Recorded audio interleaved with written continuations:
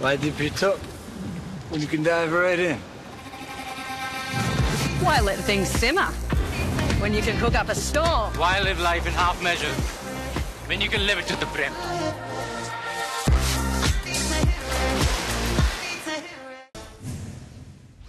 शरद पवार आज मार्कडवाडी दौऱ्यावर सकाळी 10 वाजता ग्रामस्थांशी संवाद साधणार। पवारांच्या दौऱ्यात ईव्हीएम विरोधातील लॉंग मार्चची तारीख निश्चित होण्याची शक्यता। राहुल गांधींच्या नेतृत्वात मार्कडवाडीतून लॉंग मार्च निघणार। ईव्हीएम विरोधात निवडणूक आयोगाने दखल न घेतल्यास सुप्रीम कोर्टात याचिका दाखल करणार, उत्तम जानकरांचा इशारा। अजित पवार गटाला 58 लाख मतं मिळून 41 उमेदवार जिंकून आले। आम्हाला 72 लाख मतं मिळून 10 उमेदवार जिंकले। मतांच्या आकडेवारीवरून शरद पवारांकडून संशय व्यक्त। शरद पवार ज्येष्ठ नेते जनतेची दिशाभूल करू नका, पराभव स्वीकारला तर यातून लवकर बाहेर याल, ट्विट करत मुख्यमंत्री फडणवीसांनी डिवचलं। शरद पवारांच्या मार्कडवाडी दौऱ्याआधी राम सातपुतेंचं ट्विट, मी केलेल्या विकास कामांची पाहणी करण्यासाठी पवार साहेब येणार, सातपुतेंनी ट्विट करत विरोधकांना डिवचलं। मार्कडवाडी गावात मुख्यमंत्री फडणवीस आणि राम सातपुतेंचे बॅनर झळकले। शरद पवारांच्या दौऱ्याआधीच मार्कडवाडीत बॅनरबाजी। सरकारकडून मार्कडवाडीत लोकशाहीचा खून करण्याचं काम, महाराष्ट्राच्या जनतेमध्ये मोठ्या प्रमाणात संभ्रम, नाना पटोलेंची प्रतिक्रिया। ईव्हीएमवर लोकांची शंका, बॅलेट पेपरवर निवडणुका व्हाव्या लोकांची भावना, रोहित पवारांची प्रतिक्रिया। लोकांची बॅलेट पेपरवर निवडणुकीची मागणी असेल तर त्यात अडचण काय, सुप्रिया सुळेंचा सवाल। तर आधी खासदारकीचा राजीनामा द्यावा, मग बॅलेट पेपरवर निवडणुकीची मागणी करावी, प्रवीण दरेकरांचा पलटवार। विरोधी पक्षातल्या आमदारांनी आज शपथ घेतली नाही। विशेष अधिवेशनात ईव्हीएमच्या मुद्द्यावर विरोधी पक्षाचे आमदार आक्रमक। विरोधकांनी आमदारकीची शपथ न घेणं हा लोकशाहीसह जनतेचा अपमान, मुख्यमंत्री देवेंद्र फडणवीसांची टीका। लोकांनी निवडून दिल्यानंतरही शपथ न घेणं हा बेशरमपणा, बहुमत मिळवण्यासाठी लोकांमध्ये फिरावं लागतं, गुलाबराव पाटलांची विरोधी पक्षातील नेत्यांवर टीका। मार्कडवाडीतील जनतेनं मॉकपोल दिला होता, बॅलेट पेपरवर मतदान होऊ न दिल्यानं निषेध, आदित्य ठाकरेंकडून स्पष्ट। ईव्हीएमला दोष देण्यात अर्थ नाही, लोकसभेला ईव्हीएम बरोबर होता आणि आता ईव्हीएमवरच आरोप, अजित पवारांची विरोधकांवर टीका। ईव्हीएम मशीन काँग्रेसनेच आणलं, कर्नाटक तेलंगणात ईव्हीएमवर संशय घेतला नाही, मुनगंटीवारांचा हल्लाबोल। निवडणूक आयोगानं बॅलेट पेपरवर निवडणूक घेण्याचं पत्र दिलं की राजीनामा देणार, नाना पटोलेंसह सुनील राऊत आणि उत्तम जानकरांचं आवाहन। शरद पवार गटाचे गुलाबराव देवकर अजित पवार गटाच्या वाटेवर, गुलाबराव देवकरांनी सुनील तटकरेंची मुंबईत भेट घेतल्याची माहिती, जळगाव ग्रामीणमधून देवकरांचा पराभव। शपथविधीनंतर अजित पवारांची 1000 कोटींची मालमत्ता मुक्त, पार्थ पवार सुनेत्रा पवारांचंही अभिनंदन, संजय राऊतांचा निशाणा, तर पक्ष सोडल्यास जप्त केलेलं घर मोकळं करू असा आमच्यावर दबाव, राऊतांचा आरोप झाल्यानंतर मी अपील केलं आणि निकाल आला, संजय राऊत यांच्या टीकेनंतर अजितदादांचं उत्तर, मी दोषी भ्रष्टाचारी असतो तर कुणी माझ्यासोबत काम केलं असतं का, दादांचा सवाल। दादांना 1000 कोटींची मालमत्ता परत दिली, इलिगेशन स्कॅम मधून क्लीन चिट दिली, त्यामुळे एक है तो सेफ है म्हणजे अजितदादा, एकनाथ जी और हम एक है तो सेफ है, भास्कर जाधवांची टीका। आरोप करणारे आणि क्लीन चिट देणारे एकाच घरात राहतात, घरामध्ये आरोपातून मुक्त करण्याची व्यवस्था, विजय वडेट्टीवारांचा अजितदादा आणि भाजपवर निशाणा। अजितदादांची बेनामी प्रॉपर्टी असल्याचं इन्कम टॅक्सनंच म्हटलंय, ब्लॅकमेलिंग करून पक्षात घेतलं जातं, अजितदादा याचंच उदाहरण, दमानी यांची टीका। निर्दोष सुटल्यानंतर अजितदादांवर कुणी बोलू नये, कोर्टाच्या निकालावर राजकारण करणं संविधानिक भूमिकेविरोधात, अजितदादांची जप्त प्रॉपर्टी मुक्त झाल्यावर गुणरत्न सदावर्तेंचं वक्तव्य। राज ठाकरे भाजपच्या हातातील खेळणं, ते कसाही राज ठाकरेंचा वापर करतात, मनसेसोबत लढण्याच्या फडणवीसांच्या वक्तव्यानंतर संजय राऊतांचा निशाणा।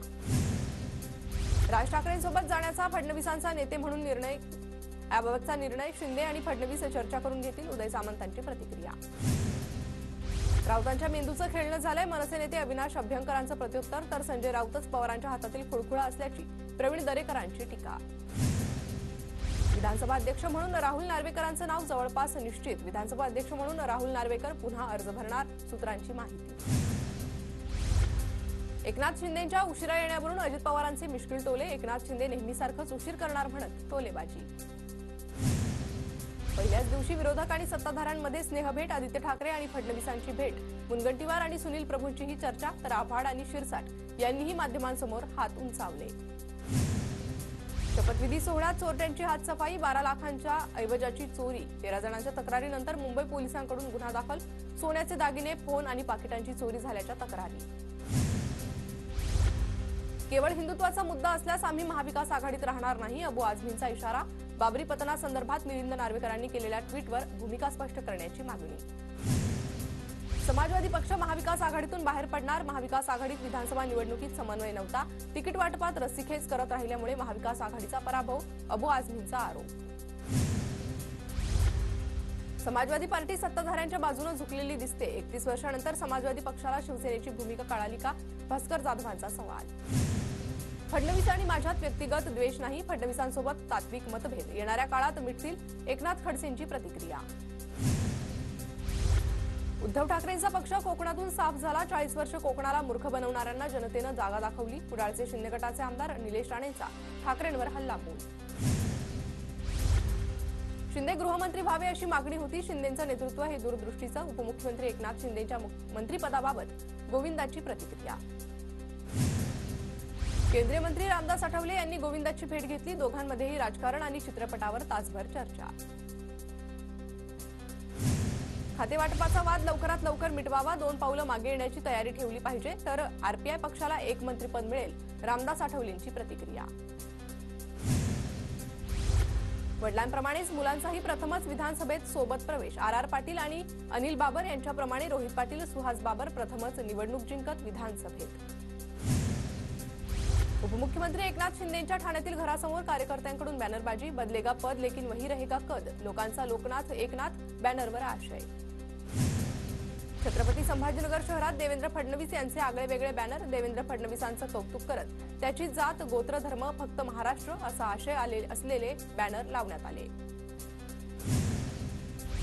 सातारा जिल्ह्यातील प्रशासकीय अधिकाऱ्यांची आढावा बैठक, आमदार शंभूराज देसाईंनी बैठक घेतली, नागरिकांच्या समस्या दूर करण्याच्या सूचना.